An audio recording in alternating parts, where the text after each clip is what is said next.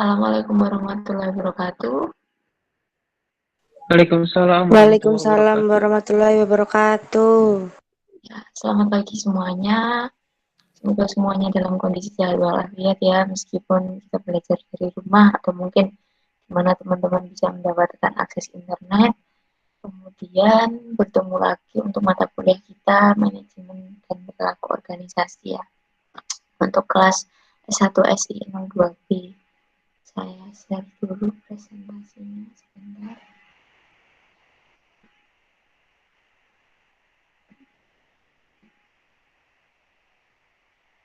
Oke. Apakah sudah terlihat ya untuk presentasinya? Sudah, Bu. Oke, terima kasih. Hari ini kita belajar terkait topik ini, konsep motivasi. Kita bahasnya banyak teori ya teman-teman mahasiswa. Yang kemarin agak teori juga ya kemarin ya kalian. Saya belum ngecek juga sih yang tugasnya kemarin. Kemarin tugasnya sih persepsi ya, persepsi. Saya belum baca ini sih kemarin. Mohon maaf ya, ada ini apa keperluan buat ngurus dokumen NIP, jadi ya belum sempat baca lebih lanjut sih.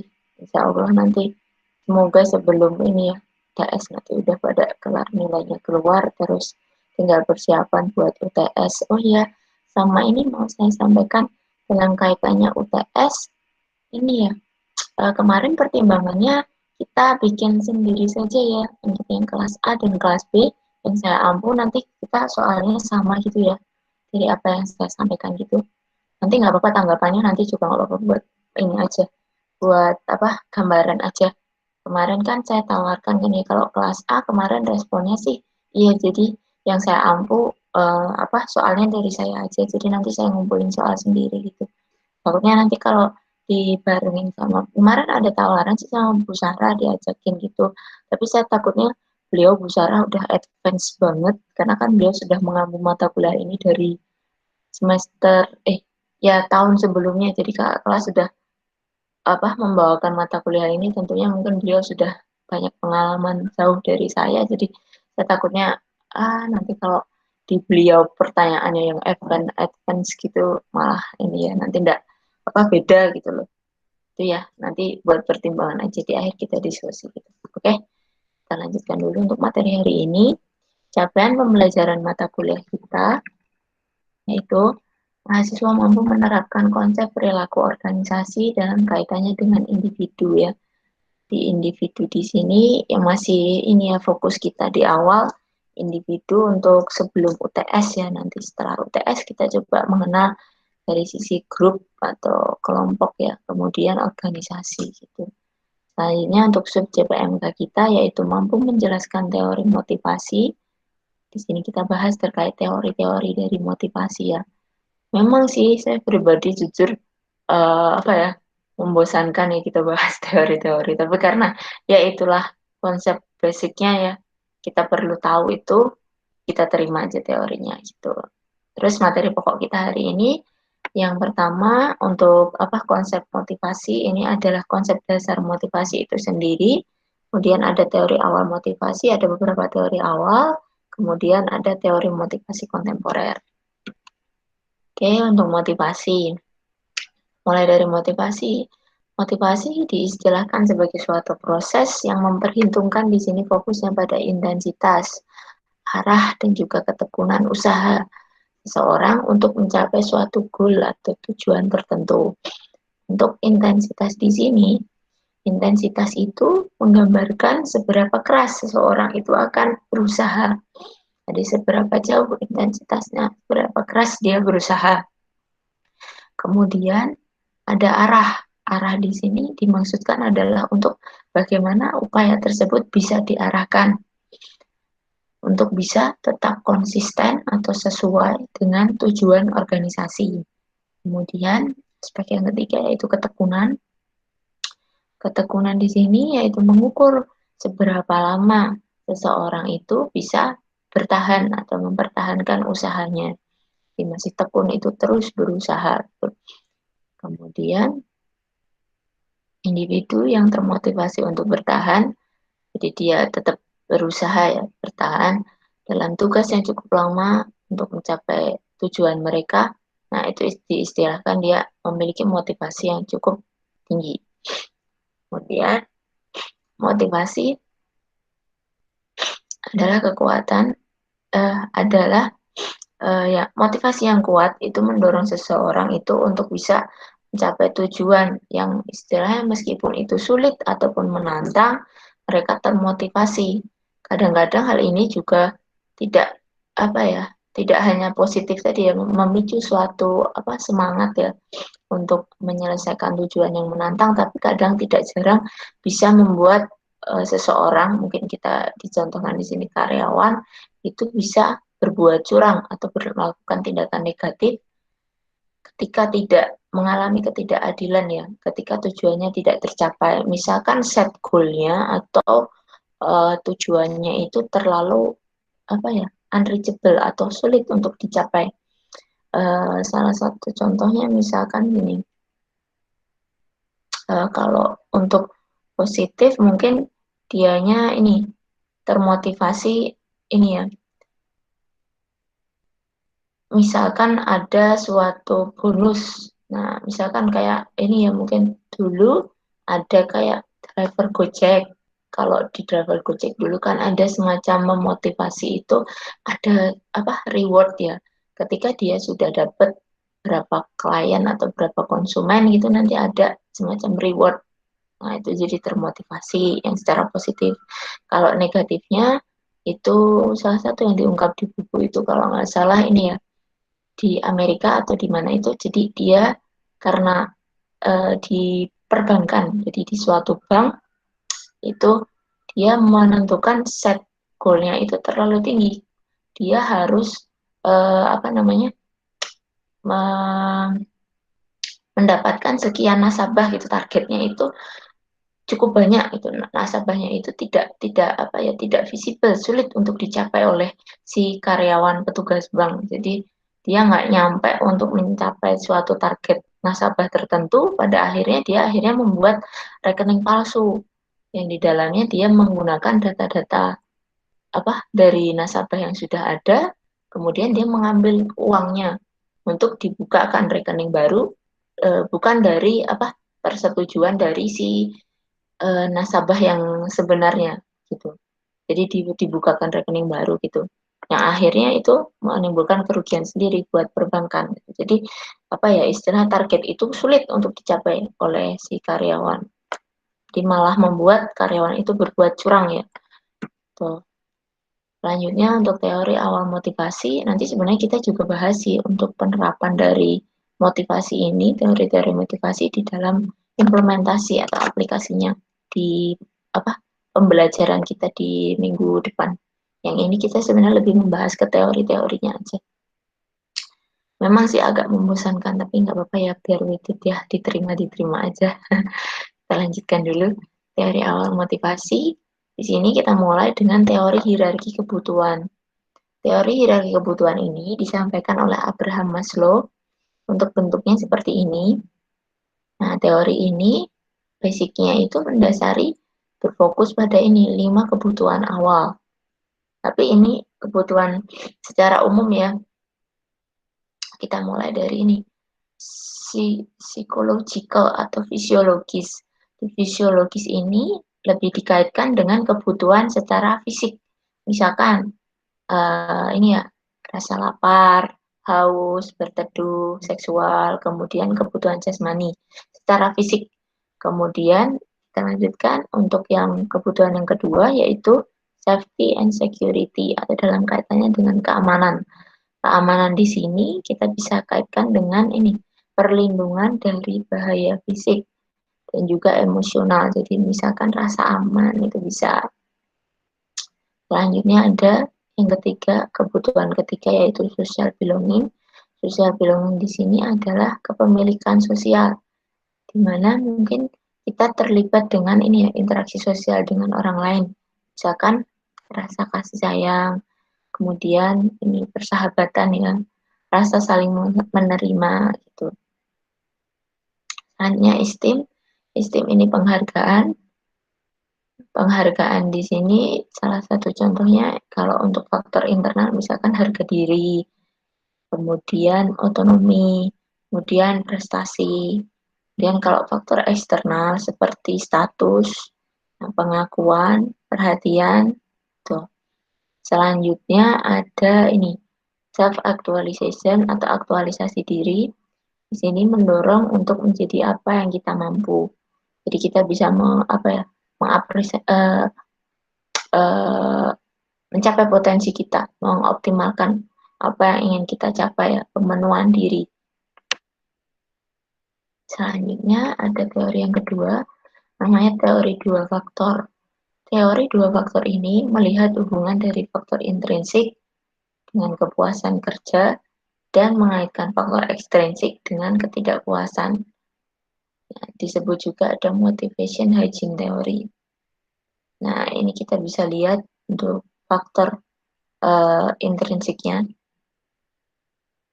Ada achievement, kemajuan, pengakuan recognition, kemudian tanggung jawab responsibility, dan pencapaian advancement ya dalam kaitannya ini extreme satisfaction atau kepuasan kerja. Kalau di sini ini ya extreme kepuasan kerja yang sangat maksimal mungkin. Kemudian untuk yang kanannya, kalau di saya ada di sisi kanannya di sampingnya itu dalam kaitannya ini ketidakpuasan ya, ketidakpuasan atau extreme dissatisfaction, ketidakpuasan yang tinggi. Di sini dalam kaitannya ini ada pengawasan, supervision, kemudian gaji ini salary, kemudian kebijakan perusahaan, policy, kemudian ada kondisi kerja ya. Mungkin bisa ini ya, working condition. Nah, dari faktor-faktor ini kita melihat ya, kalau di sini mungkin achievement yang paling tinggi untuk satisfaction. Kepuasan dari achievementnya, pencapaiannya. Kemudian kalau di sini mungkin yang bikin mereka tidak puas itu adalah kebijakan, kebijakannya mungkin terlalu ketat atau bagaimana, jadi sehingga menimbulkan ini ya ketidakpuasan kerja. Nah, teori dua faktor itu menyebabkan kedua kondisi ya, ada kepuasan, satisfaction, dan juga ketidakpuasan.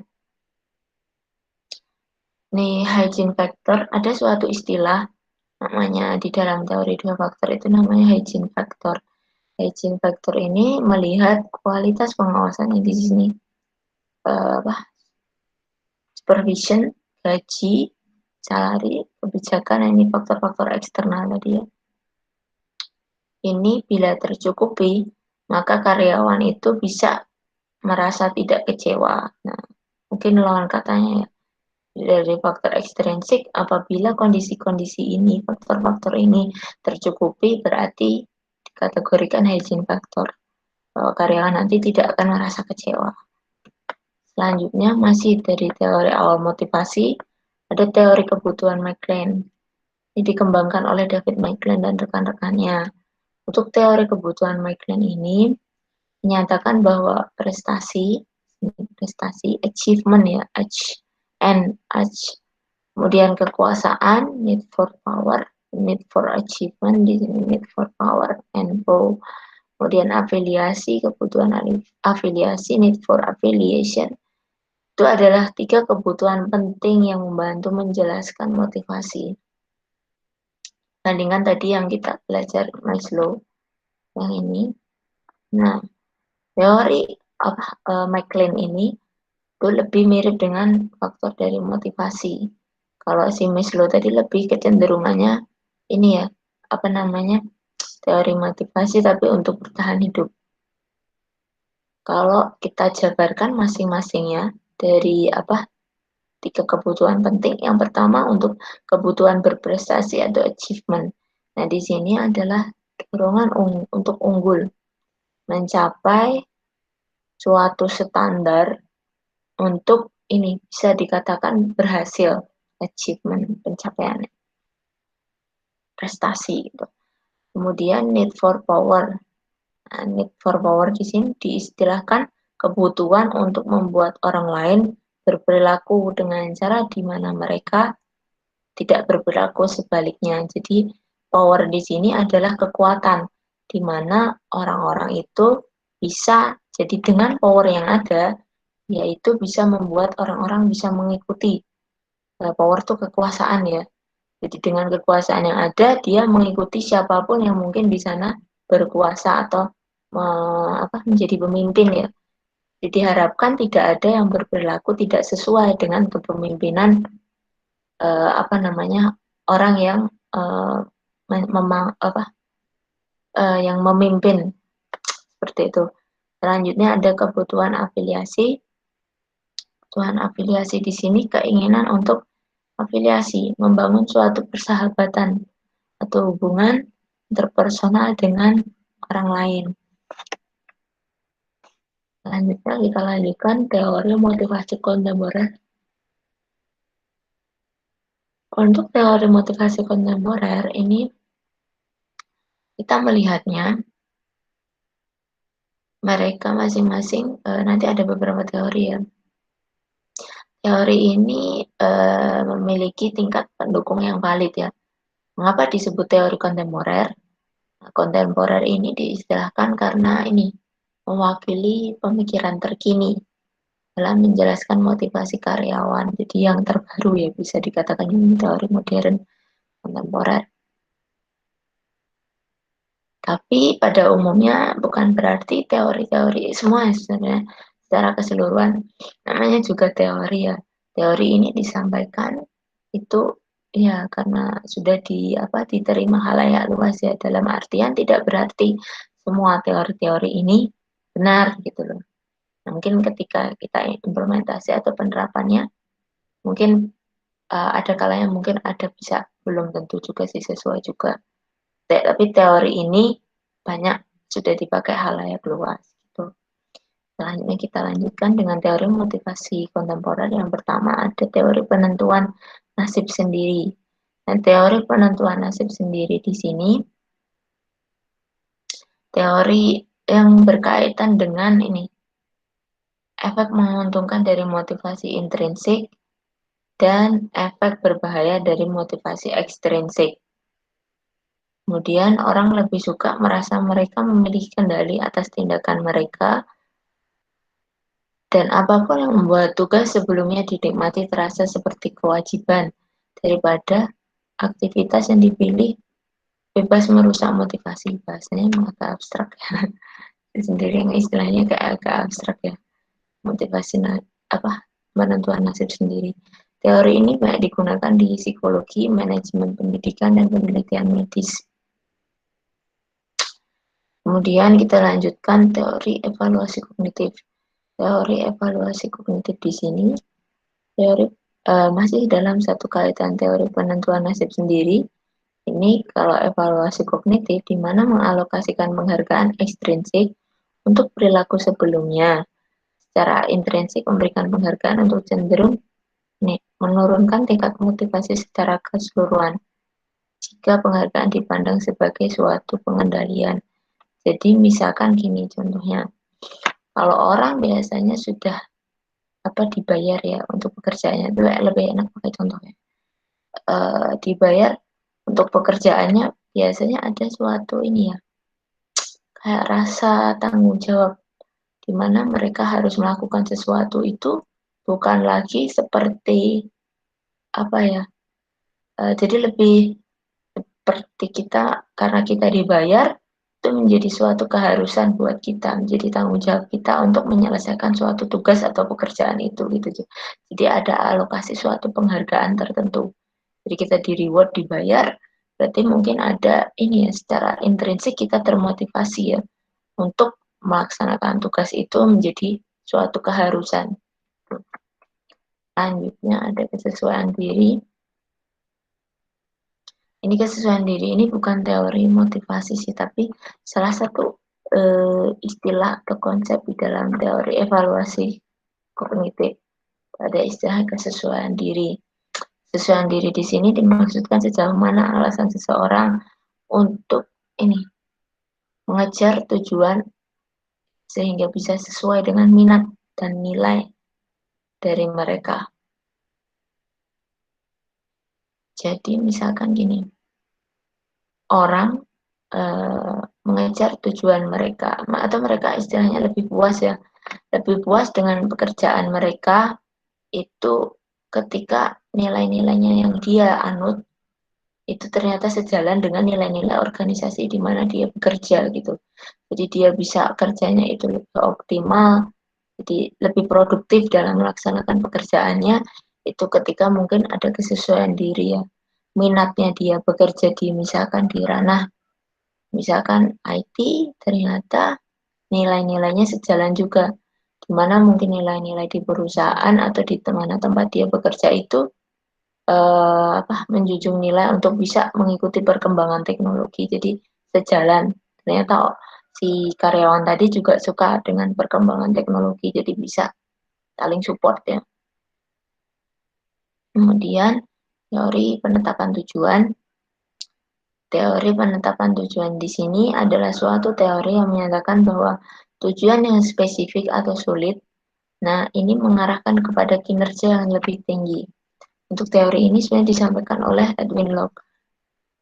Jadi kadang-kadang kita membuat suatu high expectation ya, harapannya itu tinggi ya. Jadi misalkan teman-teman mau lomba lari, kalian men-set mungkin bisa waktu dan juga jarak mungkin ya. Jaraknya diharapkan kalian bisa mencapai, mungkin ketika perlombaan itu diharapkan bisa mencapai berapa 10 kilo misalkan dalam waktu yang cukup singkat gitu. Nah, kita udah nge-set goalnya misalkan cukup tinggi. Nah, ketika latihan ternyata cuma sampai 5 misalkan, 5 kilometer misalkan aja. Ya, nggak tahu itu dikit atau rendah, tapi kita contohkan aja. Misalkan 5, ketika ternyata kita udah berlatih, berusaha, pada akhirnya kita sampai 8 kan, kita sampai 8 kilometer, lumayan nih ada peningkatan.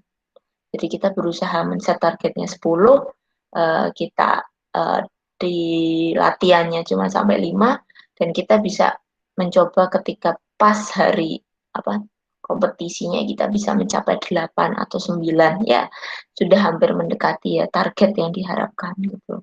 Jadi kita men-set suatu goal tujuan yang tinggi, diharapkan nanti performa kinerja kita juga ikut menjadi termotivasi, ikut menjadi tinggi gitu.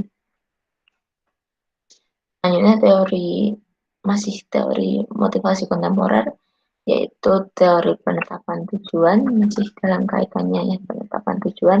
Di sini ada 3 faktor pribadi yang mempengaruhi hubungan tujuan dan kinerja. Ini ada 3, kita mulai dari komitmen tujuan. Komitmen tujuan di sini ada 3, kita sebutin dulu. Untuk komitmen tujuan, karakteristik tugas, sama budaya sosial. Untuk di faktor pertama, komitmen tujuan di sini, pada penetapan tujuan mengasumsikan seseorang berkomitmen. Nah, jadi komitmen tujuan sesuai namanya ya, mempunyai komitmen pada tujuan, bertekad untuk tidak menurunkan atau meninggalkannya. Jadi dia punya komitmen untuk pencapaian tujuan. Nah, ini dicirikan misalkan yang pertama, individu percaya atau yakin dia bisa mencapai tujuan. Kemudian dia juga punya semangat ya untuk ingin mencapainya. Kaitannya dengan komitmen. Kemudian yang faktor yang kedua ada karakteristik tugas. Karakteristik tugas di sini kita melihat tugas itu yang nantinya akan mempengaruhi kinerja kita. Apakah tugas-tugas itu dinilai sederhana atau tugasnya kompleks? Nah, itu nanti bisa berpengaruh pada kinerja untuk pencapaiannya. Kalau tugasnya sederhana tentunya kita lebih termotivasi ya. Kalau kompleks mungkin agak bisa membutuhkan resource yang lebih banyak, baik itu waktu, tenaga, atau biaya, dan sebagainya.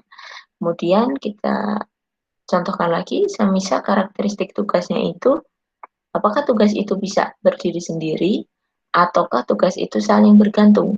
Nah, kalau tugas-tugas itu bisa berdiri sendiri, nah berarti kan cukup mungkin satu tugas itu selesai sudah. Beda kalau tugas itu membutuhkan kompleks ya tugasnya itu, jadi bergantung dengan tugas-tugas yang lain. Jadi kalau kita nyelesain tugas ini, kita harus menunggu ada tugas lain yang harus diselesaikan dulu. Nah, itu kan kadang-kadang tidak jarang juga sama membutuhkan resource juga atau sumber daya ya, yang istilahnya jauh lebih banyak ya dibandingkan dengan tugas sendiri. Kemudian ada budaya juga, faktor budaya. Faktor budaya ini kadang-kadang misalkan berbeda dari sisi ini ya, budaya itu mungkin bisa dari segi nasionalisme, misalkan budaya kita di Indonesia itu berbeda dengan budaya misalkan di Amerika yang liberal. Nah, budaya-budaya kerja mungkin yang berbeda ya. Ritme pekerjaan itu juga bisa berbeda ya, budaya antara berbeda negara.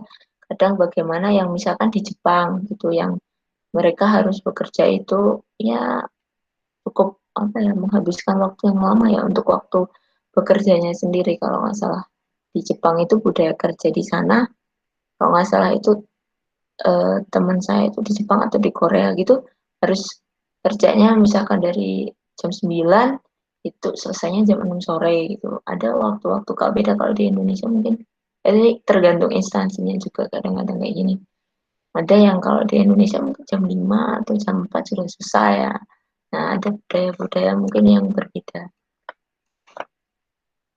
Selanjutnya masih teori motivasi kontemporer. Dalam kaitannya teori penetapan tujuan. Nah, di sini ini ada suatu penelitian ya, bahwa orang berbeda dalam cara mengatur pikiran dan perilaku selama mengejar tujuan.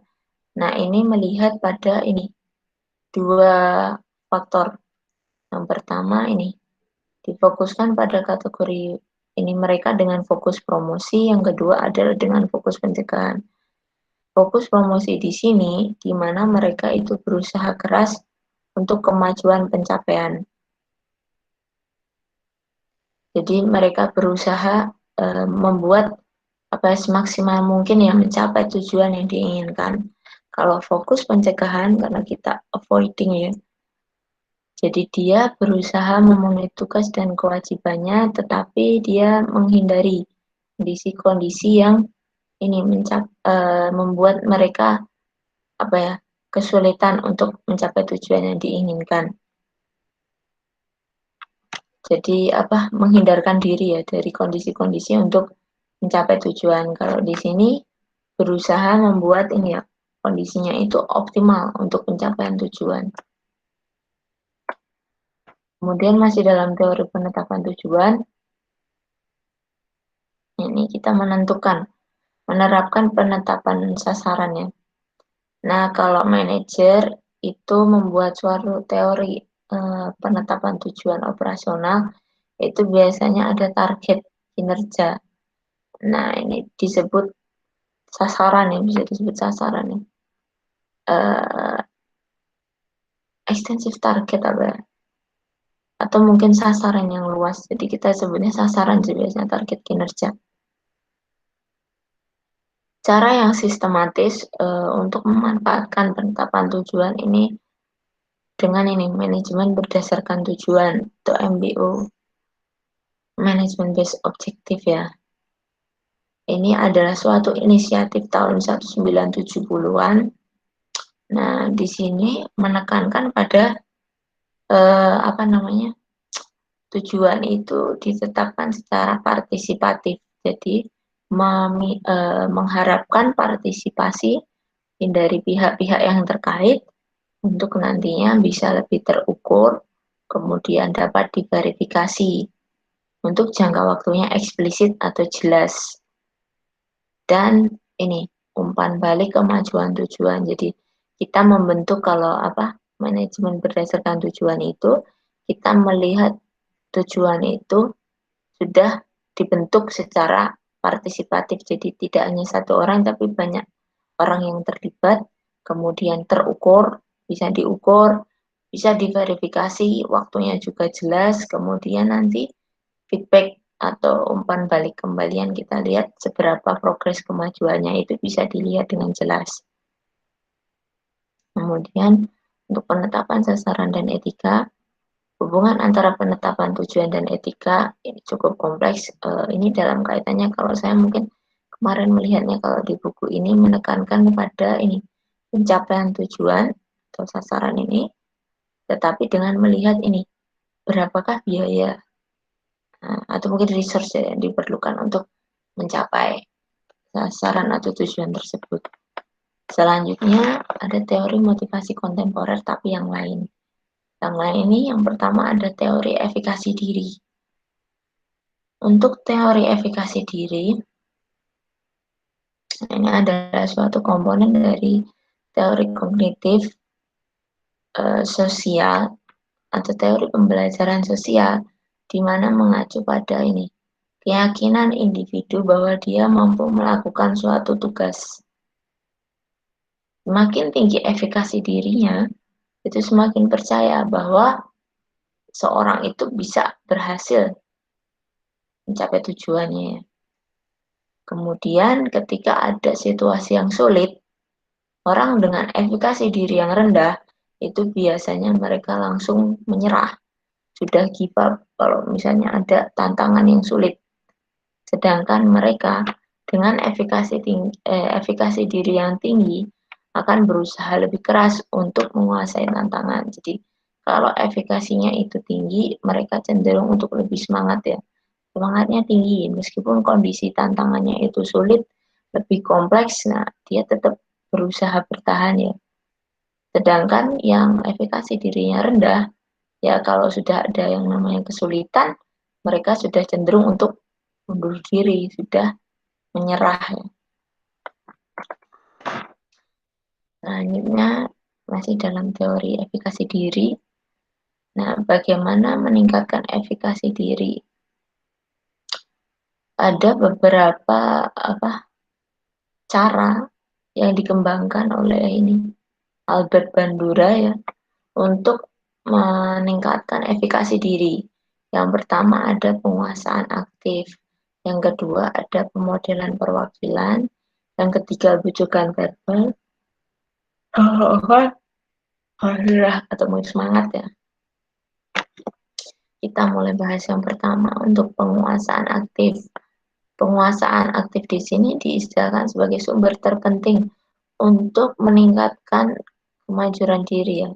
Penguasaan yang diri yang aktif. Misalkan ini dengan ini pengalaman dalam kaitannya pengalaman ya. Kalau kita sudah memiliki pengalaman untuk suatu pekerjaan tertentu atau kegiatan tertentu, nah kita tentunya sudah ini ya, dan bisa diistilahkan kita berhasil ya, sudah terbiasa, sudah sukses atau melakukan pekerjaan atau kegiatan di masa sebelumnya. Nah ini di ketika kita dihadapkan dengan pekerjaan tersebut di masa yang akan datang, tentunya kita sudah terbiasa ya, sudah tidak kesulitan karena berdasarkan pengalaman kita sudah menguasai secara aktif kegiatan ataupun suatu tugas pekerjaan tersebut ya. Jadi sudah familiar, tidak lagi ragu-ragu, jadi sudah percaya diri gitu. Otomatis efikasi dirinya akan lebih tinggi. Untuk yang kedua, yaitu permodelan perwakilan, yaitu di mana ini menjadi lebih percaya diri karena melihat orang lain melakukan tugas itu ya. Jadi kita merasa yakin karena orang lain itu bisa juga melakukannya. Misalkan salah satunya di sini yang dibahas itu contohnya merokok ya. Kalau orang lain misalkan bisa berhenti merokok, hal ini mungkin membuat kita termotivasi diri kita. Kalau orang lain bisa, masa kita tidak bisa gitu loh. Kita coba mempertanyakan diri kita sendiri ya. Atau mungkin ada juga ya contohnya kalau teman-teman yang lain bisa melakukan suatu penugasan tertentu, masa saya nggak bisa. Jadi kita melihat apa yang orang lain lakukan sehingga itu memotivasi diri kita. Model perwakilan, jadi model orang lain bisa menjadi contoh ya buat kita untuk bisa termotivasi. Selanjutnya yang ketiga ada bujukan verbal. Rujukan verbal di sini mungkin teman-teman sering melihat kayak acara ini ya, acara motivasi di siapa itu? Mario Teguh misalkan, ataupun apa Mary Riana ya, ya itu. Jadi mereka memberikan apa ya, suatu motivasi tapi secara verbal, persuasif. Secara verbal menggunakan kata-kata.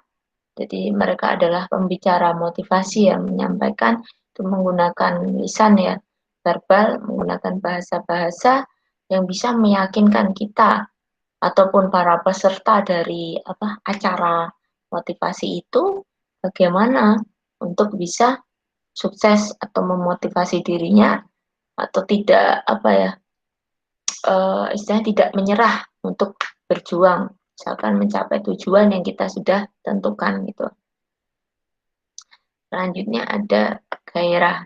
Gairah di sini mungkin dalam kaitannya semangat ya untuk meningkatkan efikasi diri. Jadi gairah ini menuntun keadaan berenergi semangat internal dari kita sendiri.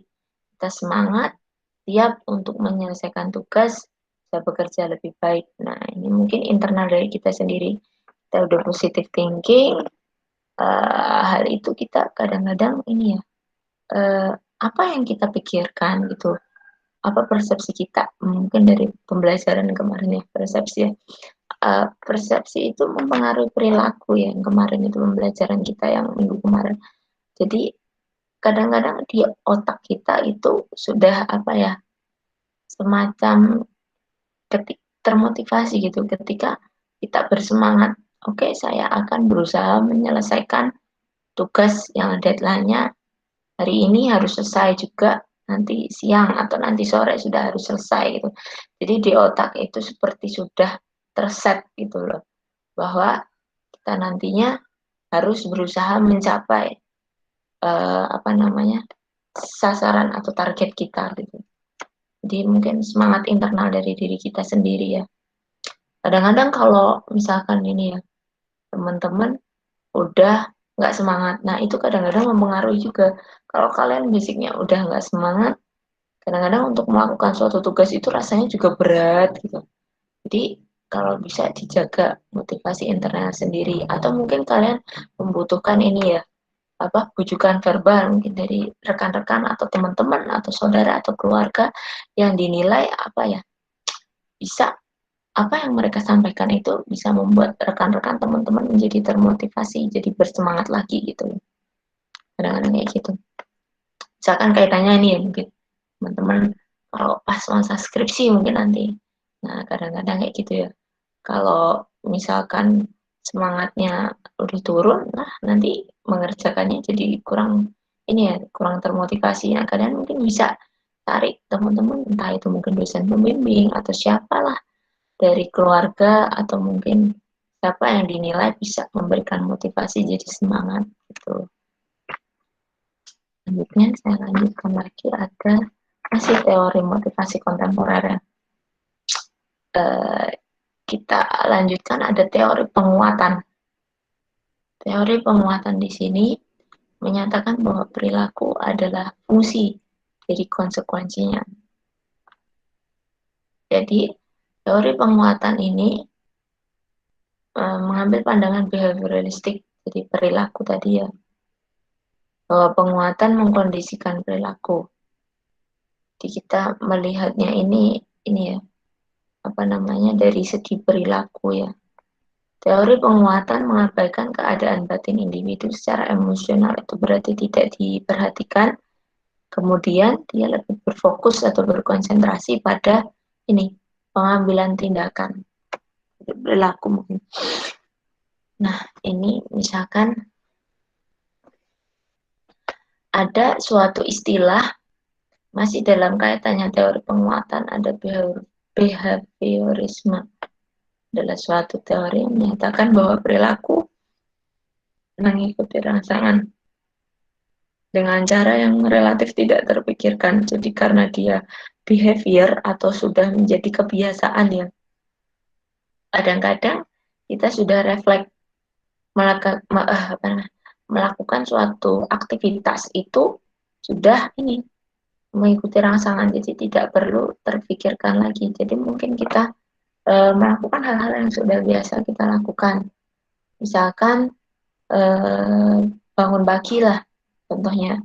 Nah, karena mungkin sudah menjadi kebiasaan atau behavior setelah sholat subuh, kemudian olahraga misalkan, jadi terbiasa untuk bangun pagi, jadi sudah refleks ya, langsung tidak relatif tidak terpikirkan, jadi sudah menjadi behavior atau kebiasaan. Kemudian ada pengkondisian perilaku peran dan penguatan teori. Ini masih dalam kaitannya teori penguatan, ada konsep ini ya, perilaku operan.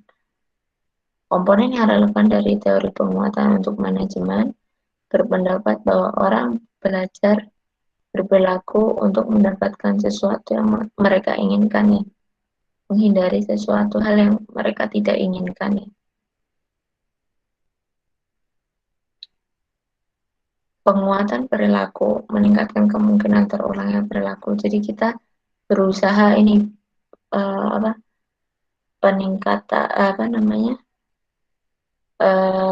perilaku operan di sini berarti kita berusaha ya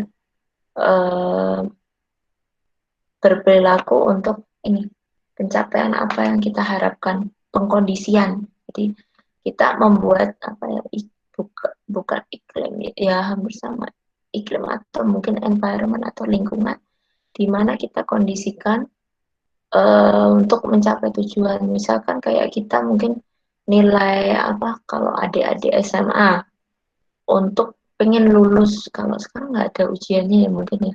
Kalau dulu ketika masih ada ujian untuk masuk di universitas masih tetap ada dan ya ujiannya itu ya. Dan misalkan pengen masuk di PTN atau mungkin PTN favorit lah yang menjadi apa yang pengen dicita-citakan, nah dia mungkin mengkondisikan diri untuk waktu belajarnya, misalkan waktu belajarnya itu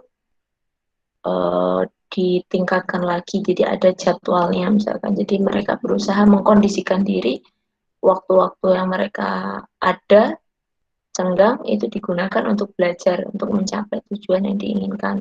Dan ketika mungkin ada waktu senggang, nah itu menghindarkan diri dari mungkin untuk ini ya, mungkin hangout atau keluar yang mungkin tidak sejalan dengan pencapaian tujuan atau pengkondisian yang tidak sesuai ya, dengan pencapaian tujuan. Selanjutnya masih dalam teori motivasi kontemporer, dalam kaitannya teori penguatan, ada istilah teori pembelajaran sosial.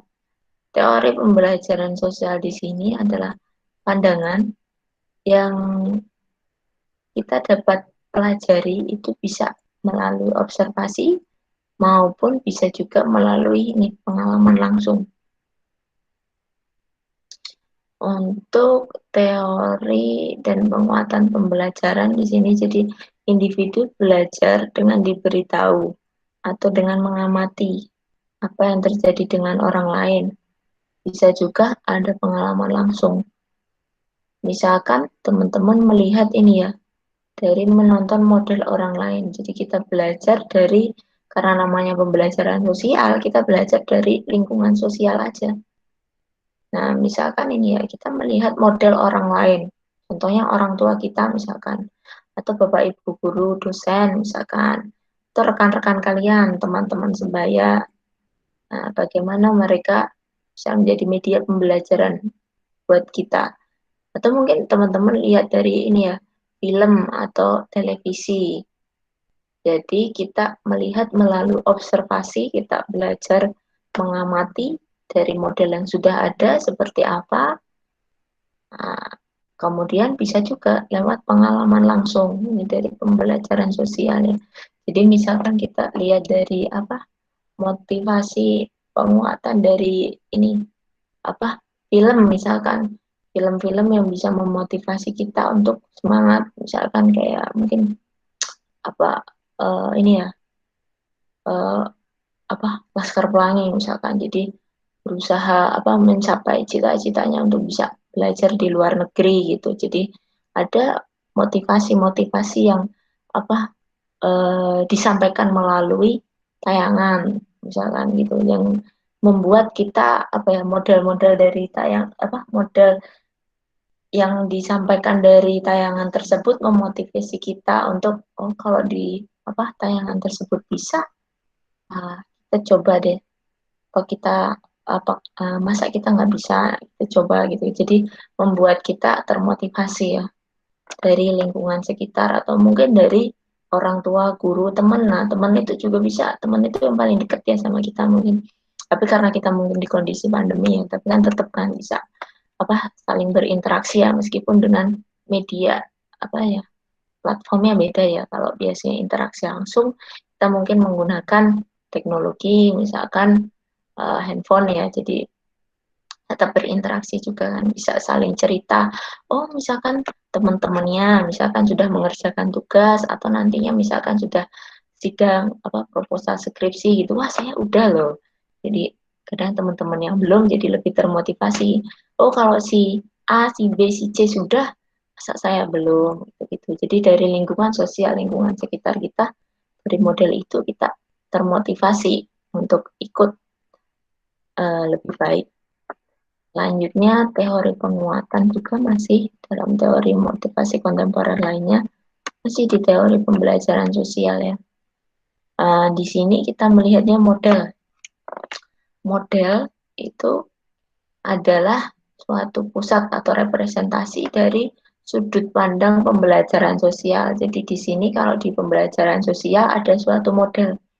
Misalkan tadi ya ada orang tua, teman sebaya mungkin, kemudian bapak ibu guru, dosen misalkan, ataupun mungkin tayangan. Nah itu model kita melihat sudut pandang pembelajaran sosial ya. 4 proses yang menentukan pengaruhnya terhadap individu. Kita melihat 4 proses ya, yang berpengaruh ya. Yang pertama ada proses perhatian. Proses perhatian di sini dijelaskan bahwa orang-orang belajar dari sebuah model hanya jika mereka mengenali dan memperhatikan fitur-fitur pentingnya. Nah, diawali pada ini, memperhatikan atau memberikan perhatian pada model ini tadi, itu dengan mempelajari fitur-fitur pentingnya. Jadi kita belajar dari proses memperhatikan dulu. Kemudian ada yang kedua, namanya proses retensi. Ini dijelaskan sebagai pengaruh model tergantung pada seberapa baik individu mengingat tindakan model setelah model tidak lagi tersedia. Jadi retensi itu apa yang tertinggal. Jadi misalkan kita tadi melihat, memperhatikan fitur-fitur pentingnya. Oh misalkan ini ya, kita contohkan figur ini aja mungkin dari kita contohkan misalkan dari suatu tayangan ya. Tayangan itu ada misalkan ini pemeran utamanya itu punya fitur-fitur penting, dia itu gigih, dia itu bersemangat, dia itu rajin, tekun, nah tidak menyerah ya. Nah, ketika mungkin tayangan itu sudah tidak tersedia, misalkan tadi ya contohnya tayangan misalnya Laskar Pelangi tadi ya, dia gigih mencapai apa yang menjadi tujuannya, misalnya pengen belajar di luar negeri, ya gigih, semangat, tekun, berusaha. Nah ketika mungkin kita sudah tidak melihat tayangan itu lagi, seberapa jauh si retensi atau si model tadi teringat di memori kita, masih teringat bahwa model dicontohkan dari tayangan tadi itu seberapa baik, seberapa jauh model itu rajin atau tingkat motivasinya tinggi, semangatnya yang tinggi itu masih teringat di kita gitu loh. Kemudian ada proses yang ketiga, proses reproduksi motorik. Jadi setelah seseorang melihat perilaku baru, jadi kita tadi awalnya mengamati ya, melihat dari tayangan, misalkan karakter di suatu tayangan, kita menonton, terus reproduksi di sini, berarti kita memproduksi kembali tindakan tersebut ya dari si aktor atau mungkin karakteristik dari si pemeran tadi yang positif tadi kita ubah menjadi kita sendiri yang melakukan perilaku tersebut. Jadi individu melakukan aktivitas yang dimodelkan. Jadi model dari tayangan tadi, misalkan si aktor pemeran utamanya yang semangat gigih mencapai tujuan, kita coba kita sendiri yang mereproduksi atau melakukan tindakan tadi. Kita sendiri bersemangat, kita gigih, rajin mencapai apa yang menjadi tujuan kita. Tuh. Kemudian ada proses yang keempat, ada proses penguatan.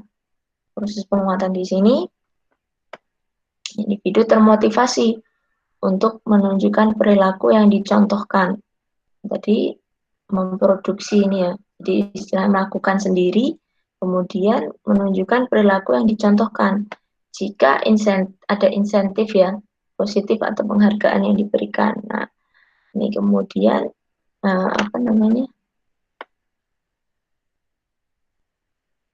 perilaku yang positif ini nantinya ini diharapkan ini bisa dipelajari lebih baik, ini kemudian bisa levelnya lebih sering. Jadi dari kita melakukannya, misalkan ini ya tadi ya, mendapat reward, jadi dari semangat kita, misalkan dari tadi ya, contoh tadi, penguatan ini kan ada suatu penghargaan yang positif, misalkan ini, ketika ini ya tadi, misalkan ada cita-cita untuk tadi ya, contohnya belajar di luar negeri. Nah, ada penghargaan dengan kita semangat. Nah, mungkin beasiswa, misalkan nanti akhirnya kita dari usaha kita yang gigih, kita mendapat beasiswa. Mungkin belum sampai ke level beasiswa yang ada di luar negeri, tapi teman-teman mencoba dulu dari beasiswa yang ada, kita mulai di lingkungan kampus. Kita berusaha mencapai mendapat beasiswa di kampus misalkan, atau beasiswa mungkin ada ya, kalau teman-teman mahasiswa dapat nggak nih, kayak kalau dari dulu zaman saya kuliah tuh ada beasiswa peningkatan prestasi akademik. Nah, di setiap tahun itu nanti kita dapat uang sangu. Jadi teman-teman selain mungkin ya dapat uang saku dari orang tua gitu, dulu kalau zaman saya kuliah itu ada beasiswa PPA namanya, beasiswa peningkatan prestasi akademik. Jadi ketika nilai kita bagus, itu nanti diajukan, kita nanti dapat setiap tahun itu beasiswa, jadi tambahan gitu. Nanti kita dibikinkan rekening, dapat tuh dari kita apa istilahnya rajin, misalkan belajar, berusaha maksimal gitu. Jadi kita dapat kiriman uang beasiswa setiap apa ya, saya lupa kalau dulu PPA itu saya dapatnya itu per bulan atau per apa ya. Nah, jadi per 3 bulan atau apa nanti kita dapat uang saku tambahan. Ya mungkin nilainya secara nominal tidak banyak ya. Kalau zaman saya dulu kecil sih, cuma per bulannya dapat 350.000. Zaman saya kuliah tahun berapa ya? Saya masuk kuliah tuh 2011. Udah lama banget ya, kalian paling masih apa SD ya atau mungkin SMP ya, masih kecil-kecil ya pasti. Nah, zaman itu dapat dapat lumayan tuh. Jadi kita termotivasi. Tidak harus sampai apa beasiswa yang luar dulu, kita coba dari lingkungan sekitar kita sendiri. Jadi nanti kan dari apa yang tindakan kita yang coba misalkan termotivasi mengikuti tadi, nah kita coba nanti kan ada suatu penghargaan positif. Nah, diharapkan dari perilaku kita tadi yang positif itu gak cuman di apa tidak hanya satu kali ya mau mereproduksi atau melakukannya.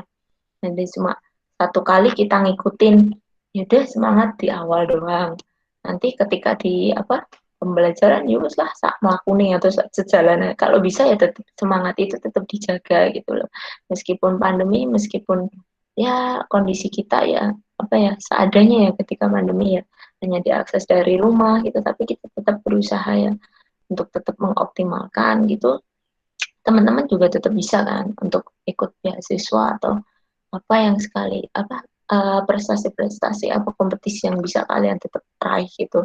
Nah, tindakan-tindakan tadi positif tadi diharapkan di penguatan di sini itu bukan hanya 1 kali 2 kali, tetapi lebih kecenderungannya bisa sering. Jadi continue, jadi lebih sering. Jadi tingkat apa frekuensinya sudah tidak hanya 1 2 kali, tetapi sudah levelnya menjadi mungkin budaya ya. Jadi lebih sering gitu. Oke, selanjutnya ke teori motivasi kontemporer lainnya. Nah, di sini ada istilahnya teori harapan. Teori harapan ini disampaikan oleh Viktor Fromm. Viktor Fromm di sini menjelaskan teori harapan itu sebagai kekuatan kecenderungan kita untuk bertindak dengan cara tertentu tergantung pada kekuatan harapan kita. Nah, ini. Jadi karyawan itu akan termotivasi untuk mengerahkan upaya yang tinggi. Itu mungkin dengan ini mengarahkan pada penilaian kinerja. Nah, di sini ada urut-urutannya sih kalau harapan itu. Jadi misalkan mungkin kalau di sini saya contohkan dari sisi karyawan dulu ya. Dari sisi karyawan, misalkan gini, karyawan itu termotivasi untuk ini, dia bekerjanya itu, produktivitasnya itu, bekerja kinerjanya itu tinggi. Nah, nanti kalau teman-teman bekerja, ada namanya semacam sistem penilaian kinerja. Jadi, teman-teman dilihat seberapa jauh sih kinerjanya. Nah, diharapkan penilaian kinerjanya itu baik. Itu kalau sudah penilaian kinerjanya baik, itu diharapkan nanti ada ini reward, penghargaan dari organisasi. Kalau kita masuk kriteria kinerja kita baik, misalkan mungkin ini biasanya juga ada skornya ya, teman-teman nanti ketika sudah bekerja ada skornya itu mungkin biasanya rata-rata baik itu di atas 80 kalau nggak salah. Sama ya kayak kalau kita nilai itu ya. Jadi nilainya di atas 80 itu sudah masuk baik. Nah, nanti ada ini penghargaan dari perusahaan atau organisasi atau mungkin instansi di mana kita bekerja itu mungkin karena kita dari penilaian kinerja baik itu ada promosi misalkan atau mungkin kenaikan gaji, ada peluang kenaikan jabatan melalui promosi misalkan ataupun peluang kenaikan gaji sebagai bentuk penghargaan apresiasi ya kita sudah berkinerja baik. Nah, ini pada akhirnya ini imbalan-imbalan tadi apakah nanti ini akan memuaskan pencapaian tujuan pribadi kita. Di harapan kita kan misalkan kita pengen naik jabatan. Nah, kita berusaha nih, berupaya berusaha yang maksimal, nanti diharapkan penilaian kinerja yang maksimal. Nah, terus nanti diharapkan juga ada, kalau kita nilainya maksimal, ada suatu penghargaan dari instansi. Nah, bisa juga kalau di level kampus ya, di kampus kita, misalkan gini ya teman-teman, berupaya maksimal, belajar yang maksimal. Nah, nanti kan ada semacam ini ya. Cuman kalau di ini ya kalau di ini sama aja ya kalau di kampus itu ada namanya ini ya teman-teman mungkin kalau secara akademik lebih dikenal sama ini penilaian apa kalau kalian mungkin dari IPK ya kalau yang akademiknya kalau yang non akademiknya mungkin teman-teman sama ini ya udah pakai istilah TAK ya teman-teman mahasiswa mungkin familiar sama istilah TAK ya transkrip yang apa aktivitas ini ya yang di luar akademik ya. Jadi misalkan ikut lomba, ikut seminar, atau mungkin ini ya menjadi apa panitia atau apa di kegiatan-kegiatan seminar gitu juga bisa ya dapat apresiasi reward point ya kalian. Nah itu juga bisa teman-teman dari mengumpulkan itu kan nanti ada penilaiannya ya. Nah nanti kan ini nanti teman-teman dapat reward penghargaan. Penghargaannya kalau di kampus biasanya kalau untuk ini bisa juga penghargaannya lewat beasiswa itu bisa juga tergantung kebijakan kampus sih biasanya. Atau mungkin di akhir nanti teman-teman ini ya dapat ini apa penghargaannya itu mungkin kalau di saya yang pernah saya dapatkan itu ketika kuliah nanti biasanya di akhir itu semacam mungkin predikat ya penghargaannya misalkan teman-teman lulus sebagai apa dengan predikat cum laude atau summa cum laude gitu. Jadi teman-teman lulus terbaik sebagai lulusan terbaik. Nah, itu kan biasanya ada suatu apresiasi ya. Kalau dari kampus ini sebenarnya tergantung kebijakan kampus ya nanti. Ada kadang-kadang kalau di saya dulu di kuliah di S2 itu ada yang jadi nilainya tertinggi dengan IPK 4,0, dia itu bisa dapat ini teman-teman mahasiswa.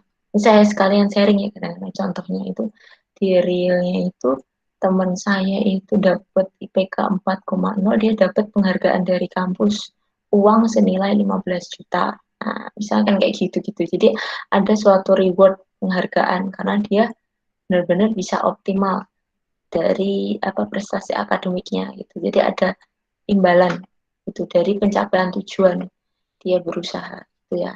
Nah, saya contohnya gitu. Kalau di ITTP saya belum tahu sih bagaimana mekanisme atau kebijakan dalam kaitannya rewardnya. Kalau mungkin ada dari segi akademik, mungkin dari nilai ya. Kalau yang non akademik lewat TAK kayaknya. Terus kita lanjutkan lagi. Untuk teori motivasi kontemporer lainnya, ada masih dalam kaitannya teori harapan, ekspektansi teori ya. Di sini teori ini berfokus pada 3 hubungan. Kita bisa lihat untuk gambarnya. Nah, ini yang pertama, effort performance relationship. Nah, di sini dalam kaitannya ini ya, harapan hubungan antara usaha dengan kinerja, effort dan performance. Kemudian ada hubungan perantaraan. Yang kedua, performance dengan reward. Nah, hubungan dengan kinerja, performance dengan reward, penghargaan. Kemudian yang ketiga, ada reward dengan personal goal atau relationship. Nah, di sini personal goal relationship. Ada valensi, hubungan antara penghargaan, reward ya, dengan tujuan pribadi. Tujuan pribadi ini personal goal. Nah, kita coba urai penjelasannya masing-masing. Ini hampir sama dengan konsep yang ini ya, yang tadi ya, yang teori harapan di sini. Ini kita hanya melihat ini hubungannya atau relationship-nya. Ini ya diawali dengan individual effort, kita berusaha sendiri, usaha kita mandiri, kemudian kita melihat kita nanti dilihat seberapa performa kinerjanya. Nah, biasanya kalau orang-orang kerja itu biasanya ada namanya sistem penilaian kinerja gitu. Teman-teman nanti ketika bekerja mungkin ada istilah seperti itu ya, sistem penilaian kinerja. Nanti kalian dilihat performanya sampai seberapa gitu. Kemudian organizational reward. Nah, di sini ada reward ya dari organisasi, misalkan dengan kenaikan gaji atau mungkin ada peluang promosi, kenaikan jabatan misalkan. Kemudian personal goal. Nah, ini mungkin ada ya tujuan-tujuan individu kita sendiri. Misalkan pengen naik pangkat, misalkan gitu-gitu. Nah, kita coba urai. Untuk harapan, hubungan usaha dan kinerja, probabilitas yang dirasakan oleh individu yang mengarahkan sejumlah upaya untuk menghasilkan kinerja. Jadi dari individu tadi bagaimana dia berusaha, nah ini di sini ya di nomor 1 ini, dia berusaha individual effortnya untuk ini menghasilkan kinerja yang optimal, individual performance yang optimal. Nah, kemudian yang kedua, dalam kaitan hubungan kinerja dengan penghargaan, kita melihat sejauh mana individu tadi yakin bahwa kinerja pada tingkat tertentu ini akan mengarahkan pada pencapaian hasil yang diinginkan. Nah, jadi dari tadi ya kinerjanya, misalkan dari sistem penilaian kinerjanya itu nanti apakah bisa memberikan ini ya, mengarahkan pada misalkan kenaikan gaji atau mungkin kenaikan pangkat, kenaikan jabatan ya. Nah, gitu. Kemudian yang ketiga, valensi, hubungan penghargaan dengan tujuan pribadi, sejauh mana penghargaan organisasi memenuhi tujuan atau kebutuhan pribadi individu. Dan daya tarik penghargaan potensial tersebut bagi individu. Mungkin si karyawan ini punya keinginan untuk bisa dipromosikan ke jabatan yang lebih tinggi atau naik jabatan misalkan. Nah ini dari reward tadi apakah sesuai nanti dengan keinginannya atau mungkin dia pengen gajinya itu lebih tinggi. Nah, nanti rewardnya itu apakah sesuai tidak dikembalikan dengan kebutuhan pribadi si individu tadi. Ini saya ada jam berapa? Kalian presensi dulu ya. Udah jam 8.35. Saya izin ke toilet dulu, kalian presensi dulu ya. Nah, saya share dulu.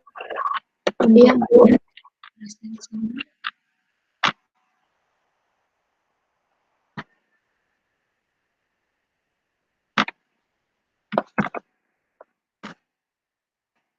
Masuk enggak? Silakan teman-teman mahasiswa untuk mengisikan ini ya, presensi dulu. Saya izin dulu ke toilet sebentar. Bisa lanjutkan lagi ya. Oke.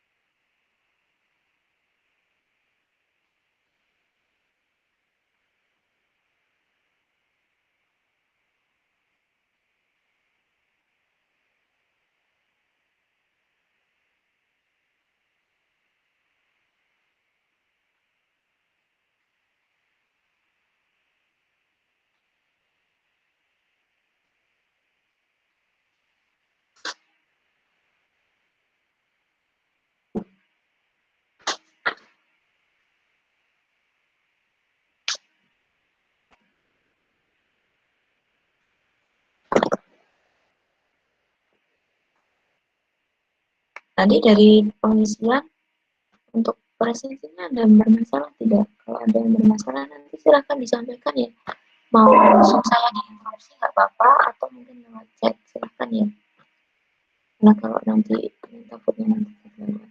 Jadi silahkan dikonfirmasi kalau ada yang kesulitan untuk presensi.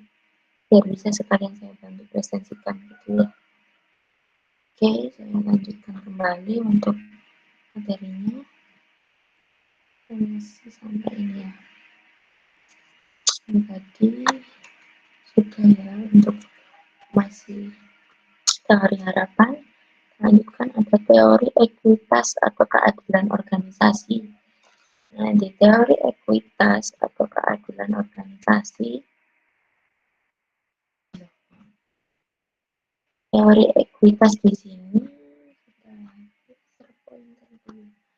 nah, di teori ekuitas ini menyatakan bahwa individu membandingkan input dan hasil pekerjaan mereka dengan orang lain, dan kemudian menanggapi untuk menghilangkan ketidaksetaraan. Jadi kita lihat di dalam teori ekuitas ini keadilan, ekuitas itu keadilan dalam organisasi. Jadi misalkan karyawan membandingkan apa yang mereka dapat dari pekerjaan. Nah, di sini hasilnya itu dikaitkan dengan misalkan gaji, promosi, pengakuan, gitu. Kalau untuk apa yang mereka masukkan atau inputnya, nah masukan di sini misalkan usaha, pengalaman, dan juga pendidikan. Jadi kalau inputnya yang internal dari dalam diri kita atau mungkin karyawannya nanti gitu. Kalau hasil apa yang mereka dapatkan ya hasilnya gitu. Mereka mengambil rasio dari hasil mereka dengan masukan dengan membandingkan rasio orang lain. Jadi kita membandingkan ya rasio dari misalkan di sini karyawannya diri kita sendiri, kemudian orang lain itu rekan kerja kita misalkan. Ini kita lihat ada rumusnya. Kalau di dalam di buku itu untuk teori ekuitas itu rumusnya seperti ini. Rasionya jadi ada O dibagi IA ya. O dibagi IA ini diistilahkan merepresentasikan employee. Employee di sini karyawan. Misalkan kita ya. Terus kalau O dibagi IB di sini merepresentasikan ini others atau mungkin rekan kerja kita, teman kita. Nah, kita ada melihat ini di dalam teori ekuitas ada 3 kondisi. Yang pertama ada inequity atau mungkin ketidakadilan, ketidaksetaraan ya. Yang pertama ketidaksetaraan, tetapi kondisinya karena under rewarded atau dapat rewardnya itu di bawahnya. Jadi misalkan ini kita ataukah saya lah gitu. Nah ini ternyata saya itu ini mengalami ini ketidakadilan karena reward saya, penghargaan di saya. Nah, penghargaan di saya itu mungkin bisa hasil ya. Nah, itu tidak setinggi rekan kerja saya. Jadi saya ada ini ya tanda kurangnya. Selanjutnya ada kondisi ekuitas atau kesetaraan. Kesetaraan atau keadilan di sini ketika kondisinya misalkan si karyawan atau kita atau saya misalkan, nah ini sama dengan rekan kerja kita. Nah, itu tanda sama dengannya ya. Kemudian ada kondisi yang ketiga, inequity. Sama juga inequity atau ketidaksetaraan, di mana ini being over rewarded atau diberikan reward atau penghargaan yang jauh lebih tinggi di kitanya misalnya. Nah, di OA ini kitanya misalnya. Nah, itu sebagai karyawan, ternyata kita mendapat penghargaan lebih tinggi dari rekan kerja kita. Ada 3 kondisi. Selanjutnya masih dalam kaitan teori ekuitas. Berdasarkan teori ekuitas, ini karyawan yang mempersepsikan ini, jadi kondisi-kondisi ketidakadilan, inequity tadi, itu membuat suatu pilihan. Nah, ada 6 potensi pilihan yang apa yang mungkin yang terjadi ya kalau di buku diidentifikasi ada 6 pilihan kalau mengalami ini persepsi ketidakadilan. Pertama, dia akan mengubah masukan. Misalkan gini, kurangi upaya jika dibayar rendah. Jadi kalau misalkan gajinya itu rendah, dia berusahanya ya dapatnya kurang maksimal kerjanya jadinya. Kemudian kalau dia dibayar lebih, nah di sini dia berusaha tentunya meningkatkan produktivitas kinerjanya jadi lebih tinggi. Nah, di sini kalau mungkin ketidakadilan, nah di sini kan bisa lebih bisa ya tadi inequity itu ada 2 kondisi ya. Kita bisa dapat lebih atau bisa kita dapat kurang. Nah, inequity tadi bisa ini ya, opsinya mengubah masukan. Selanjutnya ada yang kedua, yaitu hasil perubahan. Hasil perubahan di sini, ini kita merubah hasilnya. Misalkan kita kerja di bagian produksi. Nah, kita menghasilkan jumlah unit yang lebih banyak hasil produknya. Tetapi kualitasnya kita ubah. Karena dinilai mungkin ada ketidakadilan dari segi ya salari atau gajinya rendah. Kadang-kadang kita coba ya usah menyesuaikan targetnya, misalnya targetnya banyak, tapi ternyata kualitasnya kita kurangi gitu. Selanjutnya mendistorsi persepsi diri. Jadi mendistorsi di sini mengubah ya, kalau misalnya saya membalikkan ya. Dulu saya berpikir bekerja dengan kecepatan yang sedang, tetapi sekarang menyadari bahwa saya bekerja jauh lebih keras dibanding orang lain. Jadi kalau dulu itu cuma ya sudah biasa-biasa aja. Ternyata saya bekerja dengan kecepatan sedang tadi, itu saya itu ternyata kita sadar bahwa saya itu kerjanya ternyata lebih ini ya, lebih kalau bahasa Jawa mungkin ngoyo atau lebih apa ya, lebih optimal dibandingkan dengan teman-teman kita yang lain. Kemudian ada mendistorsi persepsi orang lain. Nah, apa ya? Mendistorsi itu apa sih istilah bahasa Indonesia itu? Membalikkan ya. Jadi kalau misalkan gini, pekerjaannya teman kita, entah itu namanya siapa, Mike lah misalkan. Nah, itu kadang-kadang kita punya persepsi gini, pekerjaannya itu, pekerjaannya tuh cuman misalkan apa ngirim barang gitu. Kan cuma mudah ya ngirim barang gitu. Ternyata ketika kita lihat ternyata pekerjaan itu nggak semudah itu. Jadi ada perubahan persepsi ya.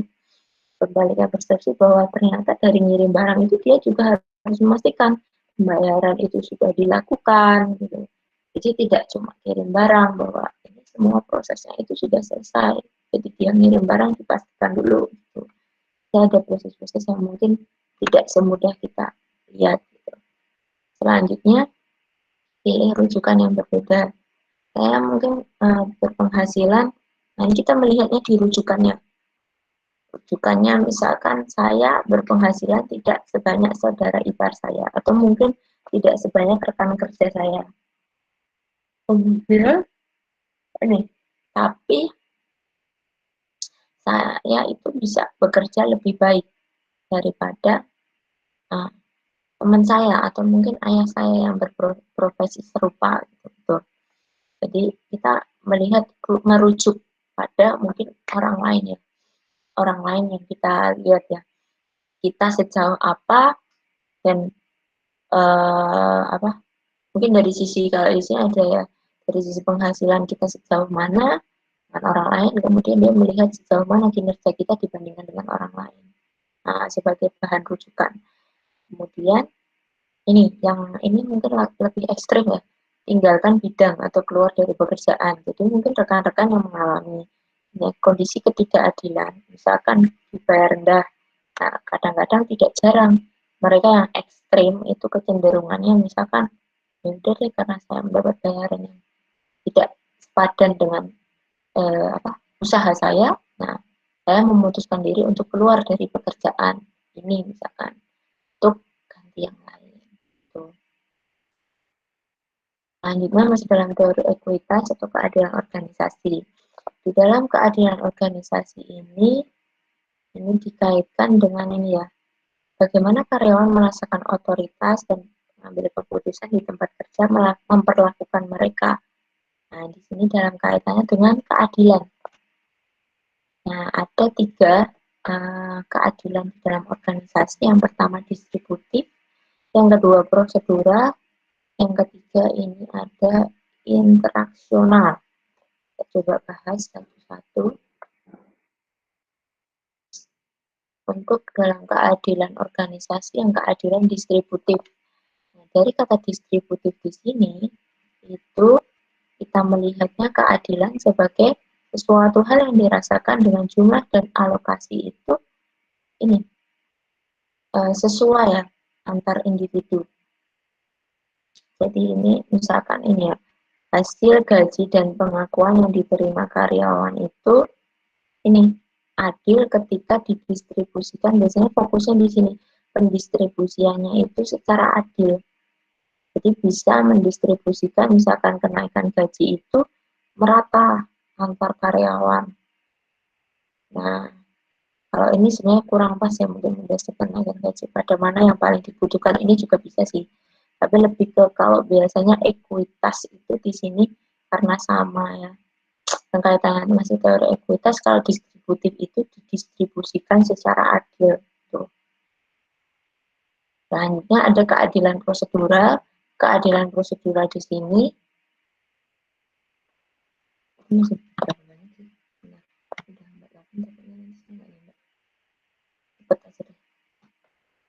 takutnya waktunya saya nggak ingat. Nah, kalau prosedural di sini ini dalam kaitannya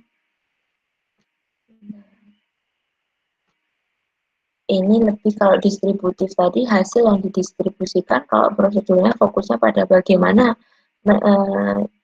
proses pendistribusiannya. Jadi biasanya teman-teman nanti ketika menjadi karyawan dilibatkan dalam proses pengambilan keputusan. Jadi mengapa misalkan pembagiannya, pendistribusiannya itu kan pasti ada proses pembuatan keputusan. Teman-teman dilibatkan dalam proses pengambilan keputusan. Jadi di situ nggak cuma terima jadi, tapi kalian ikut dalam proses how-nya. Bagaimana kok bisa menentukan ini seperti itu pembagiannya. Yang adil itu gimana? Jadi teman-teman dilibatkan itu prosedurnya. Hanya ada keadilan interaksional, di sini dibagi keadilan informasi dan keadilan interpersonal. Untuk keadilan informasional ini melihatnya pada sejauh mana karyawan diberikan penjelasan yang benar, terkait suatu keputusan. Jadi si karyawan itu melihat ini, dia mendapatkan ini aliran informasi, penjelasan yang jelas tentang permasalahan misalkan ataupun keputusan penting di dalam organisasi. Jadi ada aliran informasi yang mengalir di karyawan tadi, namanya keadilan informasi. Kemudian untuk keadilan interpersonal di sini yaitu ini kesetaraan ya, dalam kaitannya diperlakukan sesuai martabat dan juga hormat. Jadi adil tetapi ini dengan ini memperlakukan martabat kita melihatnya dari sisi menghormati, saling menghormati itu setara. Penghargaan antar masing-masing individu itu setara. Itu keadilan interpersonal.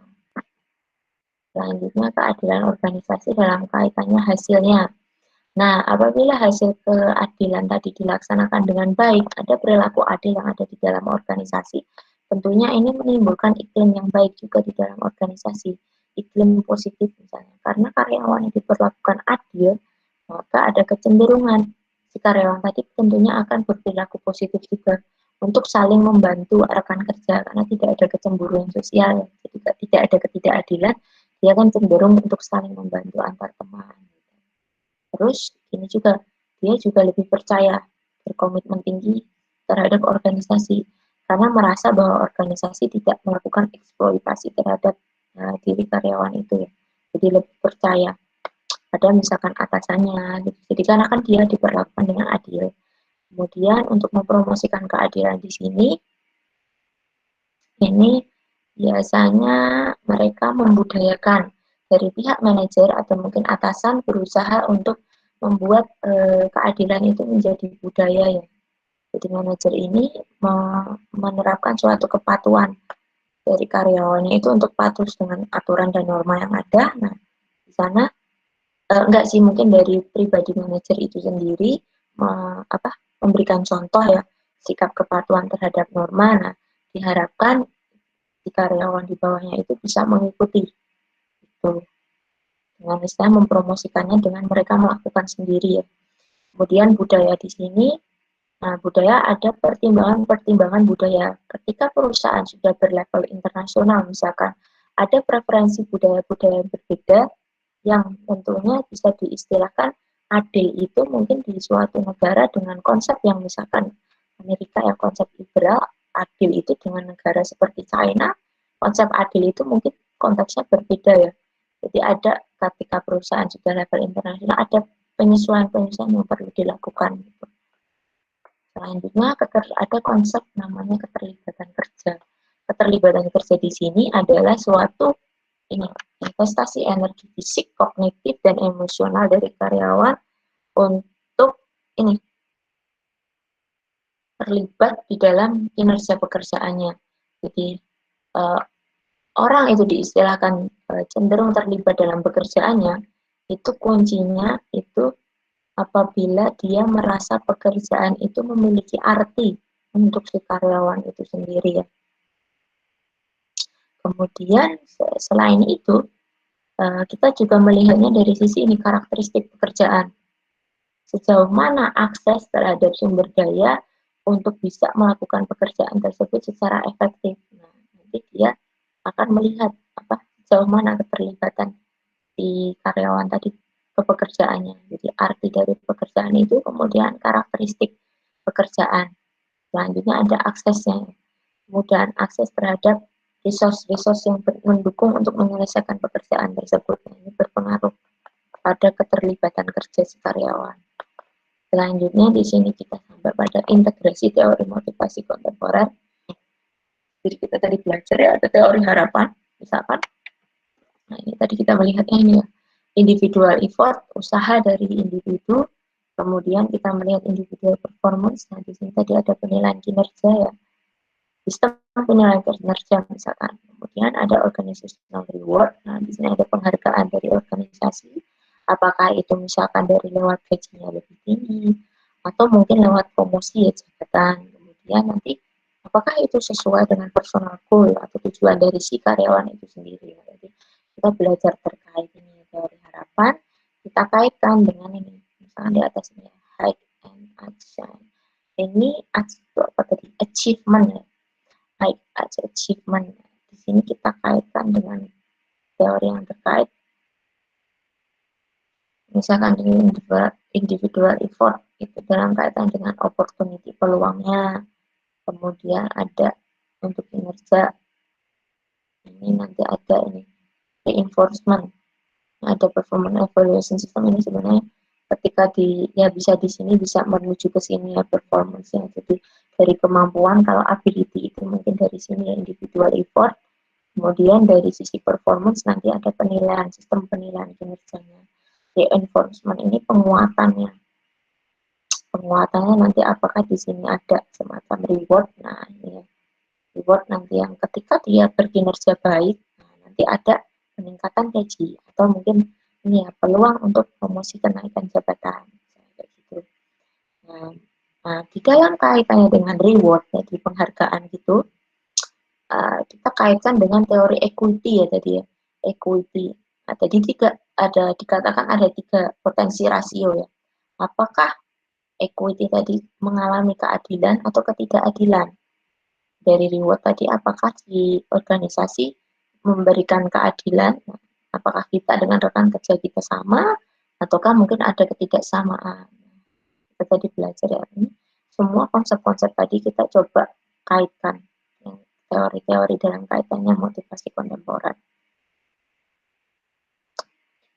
Kemudian untuk ringkasan pembelajaran kita, motivasi di sini menggambarkan suatu proses ya, dalam kaitan intensitas, arah, dan ketekunan yang mendasari bagaimana karyawan dan individu mengarahkan upaya mereka untuk pencapaian tujuan. Kemudian teori yang lebih kontemporer berfokus pada topik seperti ini ya. Tadi ada intrinsik, ekstrinsik, kemudian ini ada efikasi diri, penguatan atau reinforcement, kemudian ada penghargaan, ini peningkatan upaya tadi dalam kaitannya teori harapan ya. Kita mulai dari upaya, kemudian kinerja, penghargaan, dan hubungan hasil. Di luar teori ini tadi ada ini kita teori equity ya, keadilan, misalkan tadi ya, keadilan distributif, prosedural, dan interaksional. Nah, distributif tadi ini berarti berarti gimana? Ini kan didistribusikan secara merata. Kemudian kalau prosedural berarti prosedur atau how, bagaimana proses keadilan itu sendiri, apakah kita dilibatkan. Kalau interaksional ini tadi ada 2 ya, informasional sama interpersonal ya. Jadi informasional itu dalam kaitannya mengalirnya informasi, dan interpersonal hubungan kita dengan yang lain. Kemudian tadi ekuitas ya, dalam kaitannya ke semua teori-teori tadi dalam memotivasi karyawan. Motivasi adalah kunci untuk memahami kontribusi karyawan terhadap pekerjaan, termasuk nanti kita tadi melihat ya keterlibatan keterlibatan kerja karyawan. Nah, motivasi tadi apakah mendorong untuk keterlibatan kerja mereka. Secara keseluruhan, motivasi ini mendasari bagaimana dan mengapa karyawan mengerahkan upaya atau effort mereka untuk terlibat di dalam aktivitas kerja, kinerja di organisasi. Yang akhirnya ini nanti ya, dari tadi upaya maksimal, kemudian kinerjanya diharapkan maksimal, yang pada gilirannya itu memberikan ini pencapaian pada tujuan, baik itu pribadi, ini yang personal goal, ataupun ini tujuan organisasi secara umum. Yang nantinya mungkin kalau ketika itu tercapai ada reward ya dari organisasi. Itu terus ada pertanyaan. Ini ya, apa ya? Tugas ya, ada tugasnya sih. Kalau insya Allah kayaknya yang minggu depan nggak usah aja, kita tinggal wis ya, latihan aja buat persiapan untuk UTS ya teman-teman mahasiswa. Tugasnya silahkan nanti dari pembelajaran kita hari ini dibuat rangkuman gitu aja. Tapi rangkumannya di sini kalau mungkin teman-teman tadi nyatetnya pakai buku atau kertas, teman-teman coba diubah dalam bentuk digital ya, dokumen atau PDF gitu. Stok atau PDF nanti dikumpulkan di LMS. Kalau deadline-nya ini aja ya, kita kan perkuliahan setiap hari Rabu pukul 7.30. Nah, deadline-nya ya hari Rabu, minggu depannya 7.30 gitu ya. Terus dalam kaitannya UTS juga tadi, kalau nggak salah pernah saya sampaikan ya, saya tanyakan juga di grup kelas ya, WA kita ya, di grup kelas kita itu, teman-teman ini ya, kalau nggak salah responnya itu, kalau di kelas B, ini jadi kita UTS bikin dari saya ya, jadi nanti kita yang kelas A sama kelas B, kelas yang saya ampuh, soalnya kita sendiri aja ya dari kita gitu ya, karena kan ada ditawarin sama Ibu Sarah juga untuk bareng gitu. Kalau bareng tuh nanti saya takutnya kalau misalkan apa yang beliau sampaikan, Ibu Sarah sampaikan, saya tidak sampaikan gitu loh, atau belum saya sampaikan gitu loh. Jadi nanti takutnya berbeda gitu ya. Jadi gimana nih teman-teman? Mungkin ada tanggapan? Sama ini ya presentasinya saya cek juga. Silahkan. Untuk kelas B, kita masih ada 9 menit. Kalau ada yang ingin disampaikan, silahkan ya. Ini ada Mbak Ambar. Bentar, saya cek presentasinya juga. Ada yang ingin didiskusikan. Ini saya sekalian share yang presensi ya, jadi kalian bisa lihat presensinya bagaimana. Saya share screen presensinya. Bentar.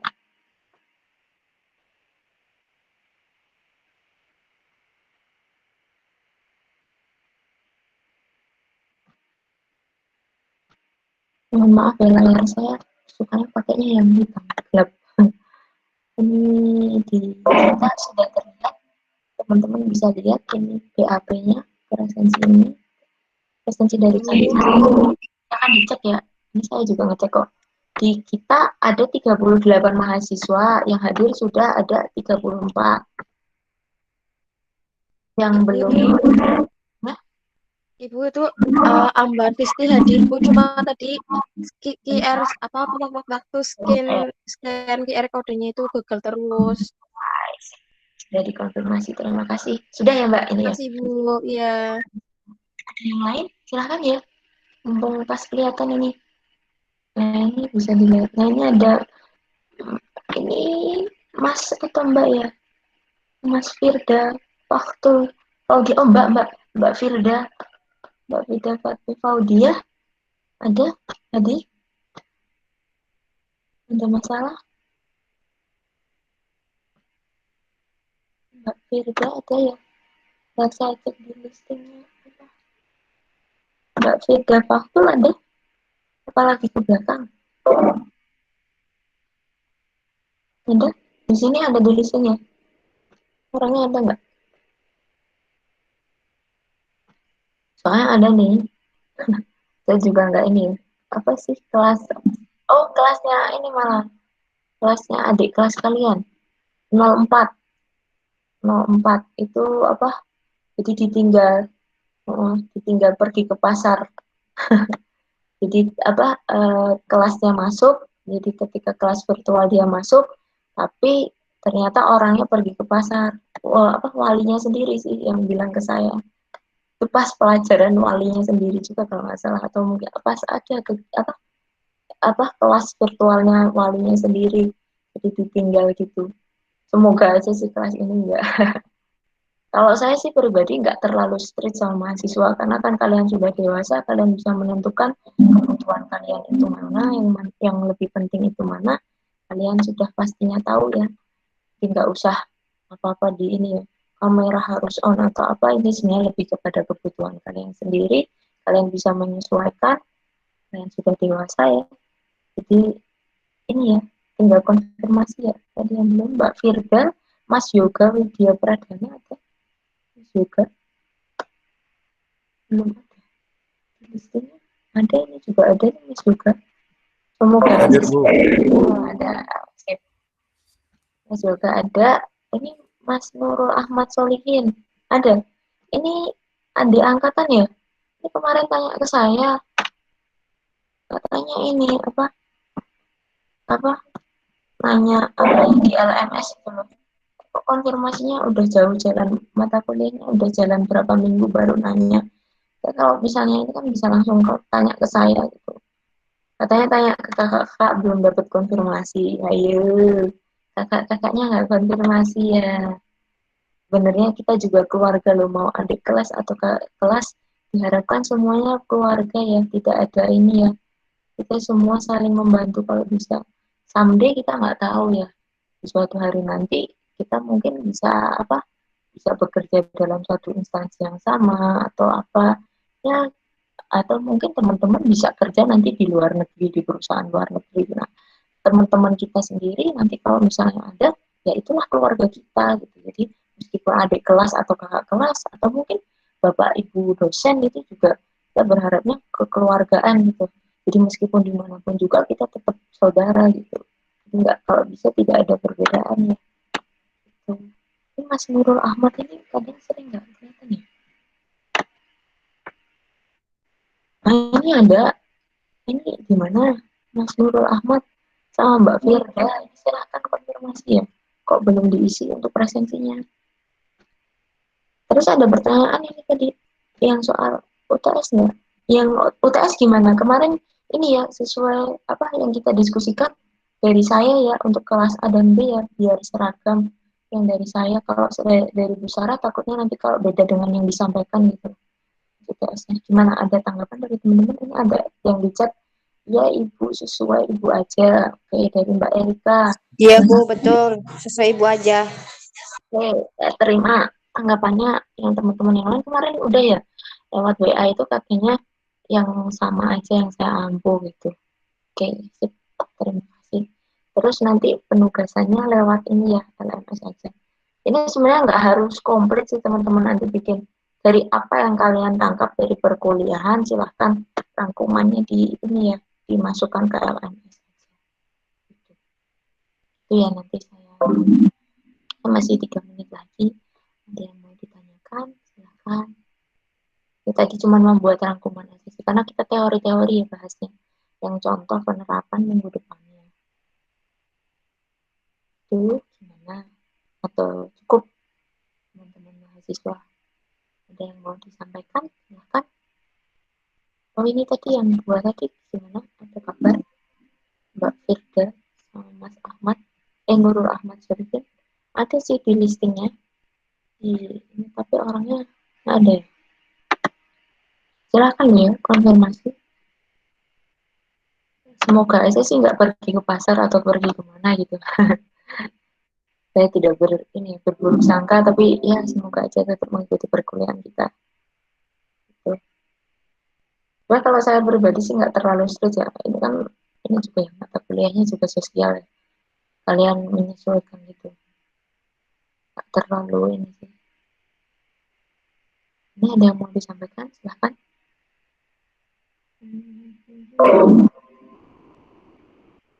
Masih ada 2 menit atau saya cukupkan?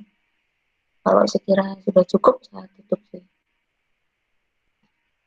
Buat free-nya buat teman-teman. Mbak Firda sama ini ya tadi. Mbak Firda ini tadi tulis ada, sama yang satunya tadi Mas Nurul Ahmad Solihin. Ini kemana? Ada Mbak Firda sama Mas Nurul Ahmad Solihin. Silahkan ya. Nah, teman-teman ada yang ditanyakan?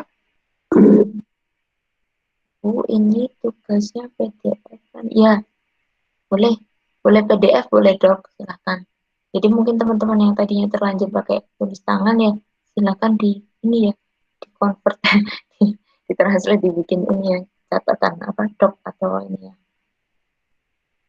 apa PDF, boleh silahkan. Saya sebenarnya nggak minta harus banyak, saya lebih ke poin apa yang saya sampaikan kalian pahami apa, silahkan dirangkum aja gitu. Nanti materinya kemarin sudah saya share sih dari kelas A ya, cuma ini ya tempat pengumpulan kelas B nanti saya sendirikan biar nggak rancu gitu. Saya kira seperti itu ya. Ada yang mau ditanyakan lagi? Silahkan. Masih ada waktu 1 menit atau mungkin ada yang mau disampaikan lagi. Kalau sudah cukup, saya tutup kelasnya. Teman-teman nanti kalau mau melanjutkan aktivitas atau mungkin ada kelas lain, silahkan ya. Saya kira cukup ya untuk kelas kita. Saya sendiri mohon maaf apabila dalam penyampaian masih banyak kekurangan. Kemudian terima kasih banyak ya teman-teman mahasiswa untuk atensinya. Semoga ilmu yang kita pelajari bermanfaat. Ya, kita ketemu lagi ya di pertemuan minggu depan ya. Minggu depan, insya Allah kalau saya mau coba ini ya, persiapan untuk UTS-nya mungkin. Itu kira cukup. Teman-teman stay healthy ya, tetap sehat. Saya cukupkan sekian. Wabillahi taufiq wal hidayah. Wassalamualaikum warahmatullahi wabarakatuh. Terima kasih. Waalaikumsalam warahmatullahi wabarakatuh. Waalaikumsalam warahmatullahi wabarakatuh. Terima kasih, Ibu. Ya, sama-sama. Makasih, Bu. Ya, sama-sama, Mbak.